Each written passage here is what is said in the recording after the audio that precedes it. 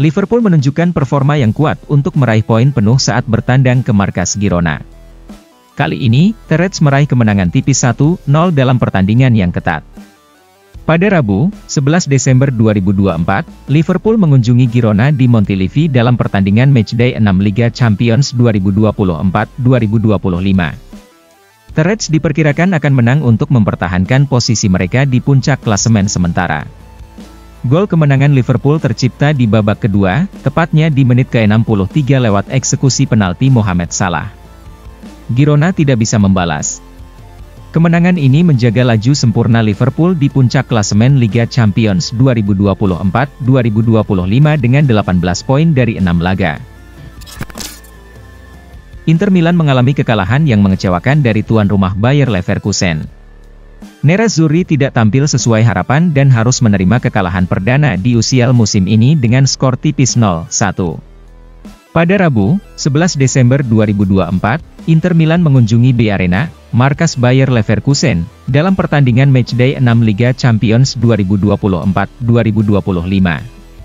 Pertandingan ini diperkirakan akan berlangsung cukup ketat. Inter Milan sebenarnya sudah bertahan maksimal, tapi akhirnya tetap kebobolan di ujung laga. Menit ke-90, Nordi Mukiele mencetak gol kemenangan Leverkusen. Tambahan 3 poin mendongkrak posisi Leverkusen ke peringkat 2 klasemen sementara Liga Champions 2024-2025, Inter turun ke peringkat 4. Pertandingan sengit yang dipenuhi gol antara Atalanta dan Real Madrid berakhir dengan skor 2-3 untuk kemenangan Los Blancos. Pertandingan Liga Champions ini berlangsung di Stadion Gewiss, Italia pada Rabu, 11 Desember 2024, pukul 3 waktu Indonesia Barat. Real Madrid unggul lebih dahulu berkat gol Kylian Mbappe, 10. Namun pada menit ke-36, Mbappe diduga mengalami cedera dan harus meninggalkan lapangan di babak pertama meskipun tampil baik. Gol berikutnya diperoleh Atalanta melalui penalti pada waktu tambahan babak pertama yang dieksekusi oleh Charles de Ketelaere, 45-2. Los Blancos tidak melepas gas dan kembali memperlebar keunggulan dengan 2 gol yang tidak berjarak jauh, Vinicius Junior, 56, dan Jude Bellingham, 59, menjadi penambah gol Mbappe pada menit-menit awal. Atalanta kemudian berhasil memperkecil selisih skor melalui gol yang dicetak oleh Ademola Lookman, 65, dan pertandingan berakhir dengan skor 2-3. Kemenangan ini membuat Real Madrid berada di posisi ke-18 dalam klasemen sementara Liga Champions dengan total 9 poin, sementara Atalanta berada di posisi ke-9 dengan 11 poin. Bayern Munchen terlalu kuat untuk Shakhtar Donetsk. Tim yang dilatih Vincent Kompany tampil solid dan berhasil meraih 3 poin dengan kemenangan telak 5-1.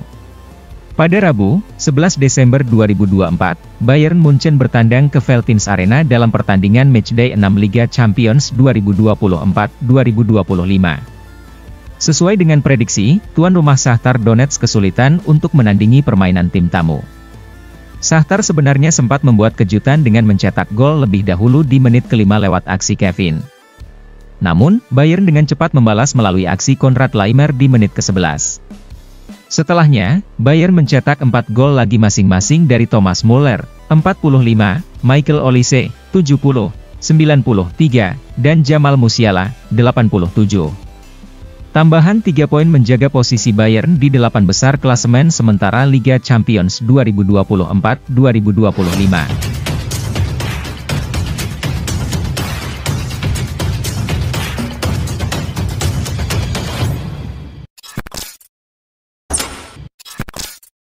Perbedaan signifikan antara Motta dan Allegri di Juventus lebih dari sekadar poin. Massimiliano Allegri memiliki 9 poin lebih banyak dibandingkan Thiago Motta setelah 15 pertandingan Serie A musim lalu, namun perbedaan signifikan antara kedua pelatih Juventus ini terletak pada investasi yang dilakukan klub untuk mereka, tulis Lorenzo Bettoni, di Football Italia. Juventus yang dilatih oleh Thiago Motta menjadi satu-satunya tim yang belum mengalami kekalahan di Serie A musim ini. Meski begitu, si Nyonya tua telah mencatatkan 9 hasil imbang dalam 15 laga pembuka dan kini berada 4 poin di luar zona 4 besar, sejajar Fiorentina, yang memiliki 1 pertandingan lebih sedikit. Ketaksabaran para penggemar terlihat di Stadion Allianz saat Juventus hanya mampu bermain imbang 2-2 melawan Bologna pada Sabtu lalu. Perbandingan antara Motta dan pendahulunya, Massimiliano Allegri, pun mulai ramai dibahas oleh media Italia. Musim lalu, Juventus asuhan Allegri berhasil mengumpulkan 36 poin dari 15 pertandingan Serie A. Sementara itu, Juventus di bawah Motta baru meraih 27 poin dalam jumlah pertandingan yang sama. Akhirnya, Liverpool telah memulai proses negosiasi kontrak baru dengan Salah. Manajemen Liverpool dikabarkan sudah membuka negosiasi kontrak baru dengan bintangnya yakni Mohamed Salah. Manajemen Liverpool dilaporkan telah mengontak agen Mohamed Salah. Mereka telah mengajukan tawaran awal untuk memperpanjang kontrak winger tersebut. Rumor ini dilaporkan oleh The Athletic.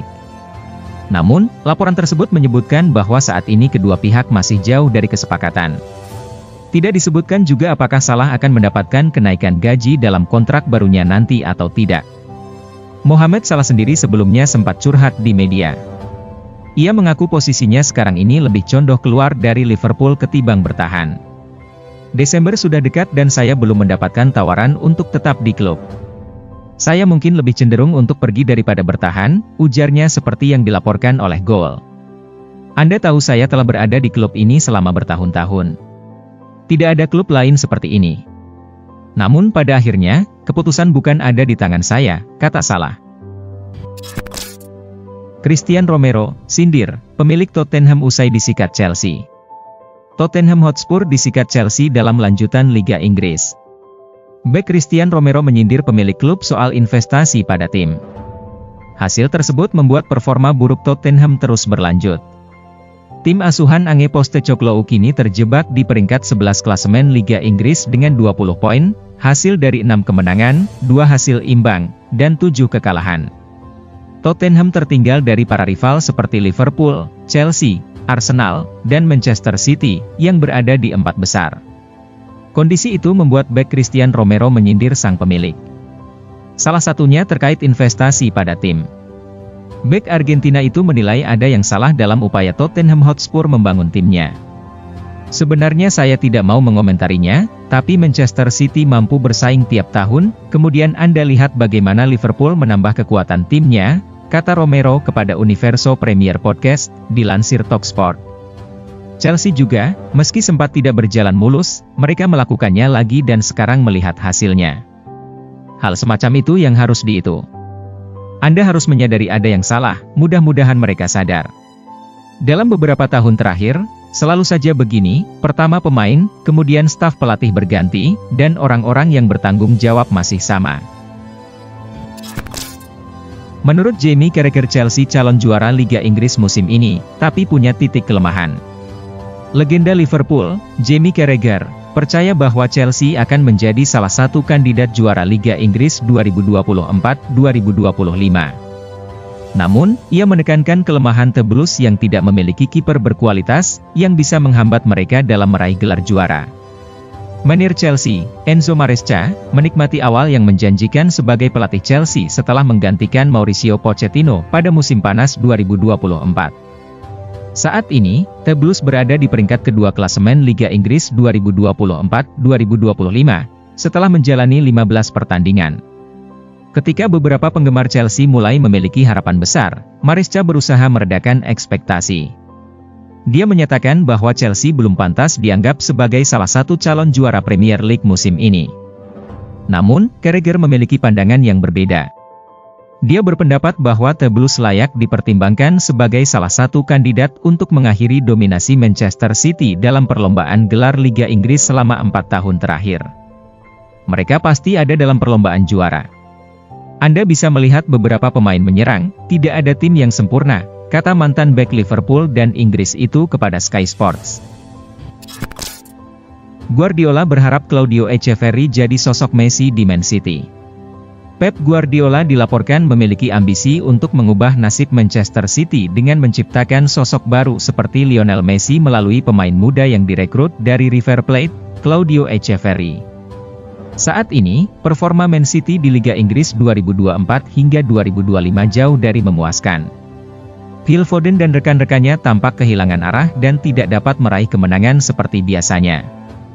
Man City dilaporkan akan mencari pemain baru pada bursa transfer musim depan. Namun, Pep Guardiola sudah memiliki rencana untuk Claudio Echeverri, yang telah direkrut dari River Plate sejak Januari 2024. Guardiola berencana untuk mempercepat kedatangan pemain muda yang dijuluki El Diablito, si iblis kecil, ini ke Manchester. Echeverri diharapkan dapat mengembangkan potensi besarnya untuk berkontribusi langsung di tim utama Man City. Hal ini sejalan dengan laporan beberapa bulan lalu di mana agen pemain, Enzo Montepaone, menyatakan bahwa Echeverri bisa langsung bergabung dengan City tanpa harus menjalani masa peminjaman di klub lain dalam grup City Football seperti Girona di Liga Spanyol. AC Milan pasang harga tertentu untuk peminat Theo Hernandez, Manchester United memilih untuk mundur. AC Milan terbuka untuk menjual kapten mereka, tetapi menginginkan setidaknya 50 juta euro, dengan Real Madrid dan Manchester United mengawasi situasinya.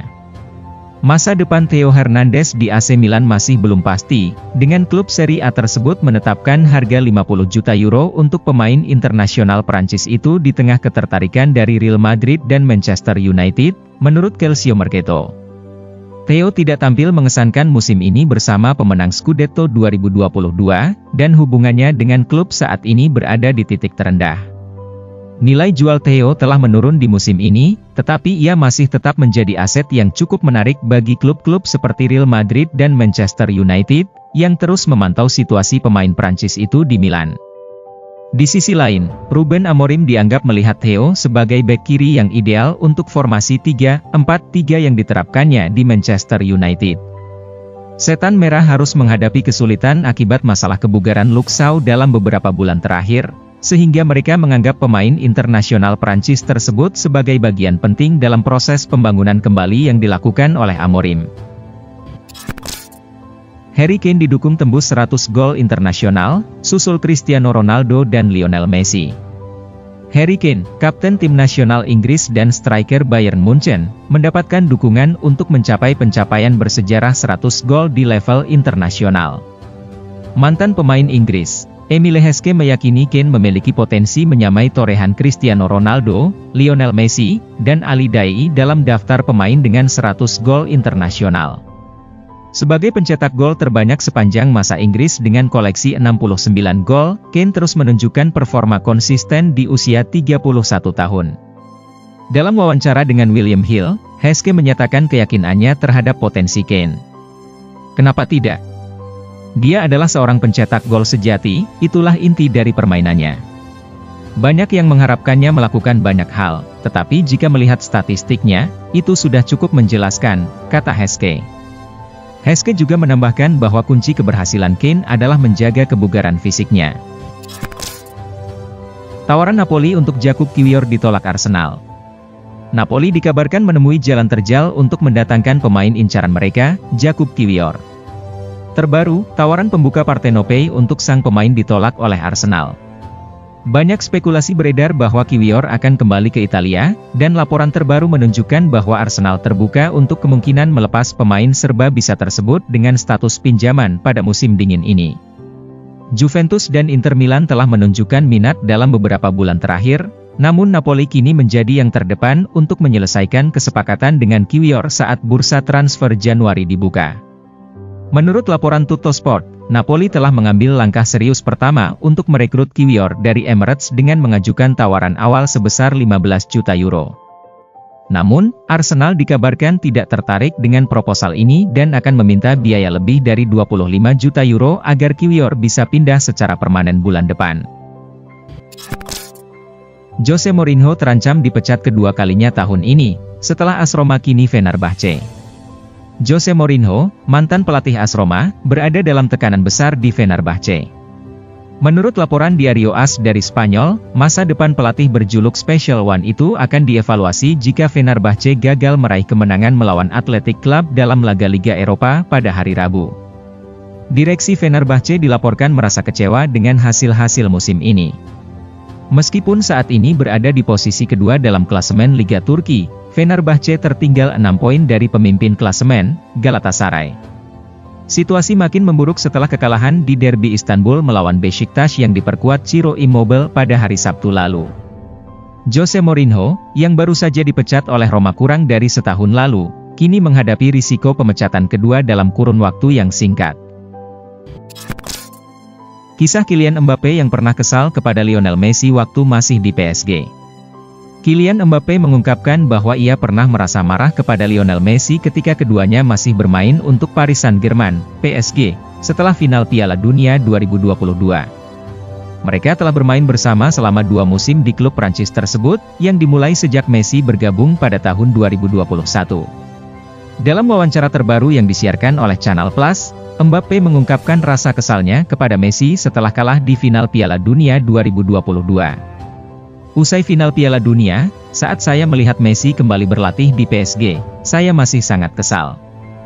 Namun, dia berkata kepada saya bahwa saya sudah pernah memenanginya sebelumnya, dan sekarang giliran dia, ungkap Kylian Mbappe. Walaupun sempat marah, Mbappe menjelaskan momen di final Piala Dunia 2022 juga menjadi titik awal kedekatannya dengan Messi. Pada akhirnya, kami kemudian mencairkan suasana dengan tertawa bersama karena kami telah bertarung di lapangan. Kami menciptakan kenangan dari final itu. Saya pikir final itu membuat hubungan kami lebih dekat, tambah pemain yang pernah menjuarai Piala Dunia 2018 tersebut.